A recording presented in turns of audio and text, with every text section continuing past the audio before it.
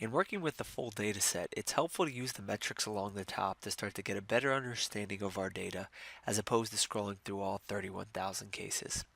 These metrics are always going to be representative of the set of timelines which we have in the window below, and we'll see these recalculate and change dynamically as we filter and scope our analysis.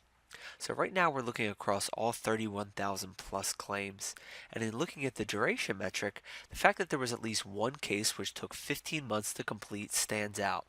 Let's dig further into this and figure out exactly how long it's taking us to close out these claims. So by clicking on the duration metric, I'm then presented with a histogram, which shows me the distribution of all of my claims by their duration. I can see that the minimum time to close out a claim is 6 hours, the average closeout time is 23 days, and the maximum is over 15 months. Now, in looking at the histogram, fortunately, we have a spike towards the beginning, which shows me most of the cases are done in far less than 15 months. I can adjust this slider dynamically and start to get an idea of how many cases fall above or below the threshold that I've set.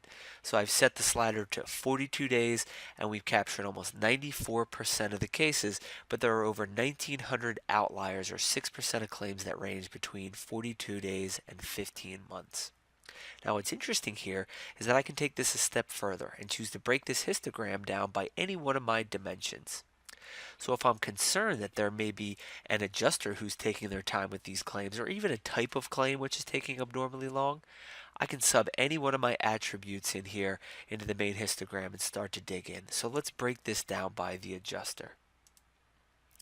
And now each one of my respective adjusters has their own duration histogram relative to their book of business.